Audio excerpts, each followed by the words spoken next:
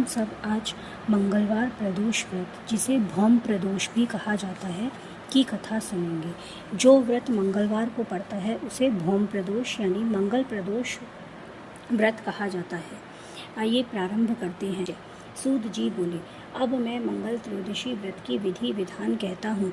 मंगलवार का दिन व्याधियों का नाशक है। इस व्रत में एक समय व्रती को गेहूं का और गुड़ का भोजन करना चाहिए। देव प्रतिमा पर लाल रंग का फूल चढ़ाना और स्वयं लाल वस्त्र धारण करना चाहिए। इस व्रत के करने से मनुष्य सभी पापों से रोगों से मुक्त हो जाता है। इसमें किसी प्रकार का संशय नहीं है। अब मैं आपको उस बुढ़िया की कथा सुनाती हूँ जिसने यह व्रत किया व मोक्ष को प्राप्त हुई। अत्यंत प्राचीन काल की घटना है। एक नगर में एक बुढ़िया रहती थी। उसके मंगलिया नाम का एक पुत्र था।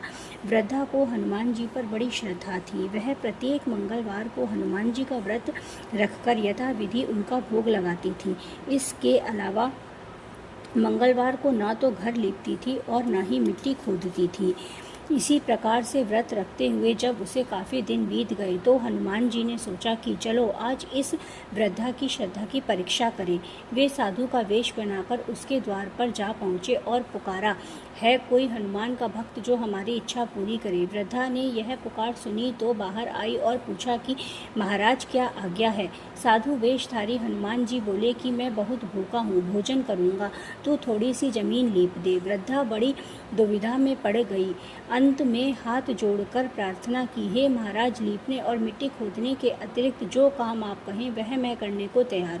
साधु ने 3 बार परीक्षा कराने के बाद कहा, तू अपने बेटे को बुला, मैं उसे औंधा लिटाकर उसकी पीठ पर आग जलाकर भोजन बनाऊंगा। वृद्धा ने सुना तो पैरों तले धरती खिसक गई, मगर वह वचन हार चुकी थी। उसने मंगलिया को पुकार कर साधु महाराज के हवाले कर दिया, मगर साधु ऐसे कहाँ मानने वाले थे। उन्होंने वृद्धा के हाथों से ही मंगलिया को औंधा लिटाकर उसकी पीठ पर आग जलवाई। आग जलाकर दुखी मन से वृद्धा अपने घर के अंदर जा घुसी। साधु जब भोजन बना चुका तो उसने वृद्धा को बुलाकर कहा कि वह मंगलिया को पुकारे ताकि वह भी आकर भोग लगा ले। वृद्धा आंखों में आंसू भरकर कहने लगी कि अब उसका नाम लेकर मेरे हृदय को और ना दुखाओ। लेकिन साधु महाराज ने ना माने तो वृद्धा ने भोजन के लिए मंगलिया को पुकारना पड़ा। पुकारने की देर थी कि मंगलिया बाहर से हंसता हुआ घर में दौड़ा आया। मंगलिया को जीता जागता देखकर वृद्धा को सुखद आश्चर्य हुआ। वह साधु महाराज के चरणों में गिर पड़ी। साधु महाराज ने उसे अपने असली रूप के दर्शन दिए।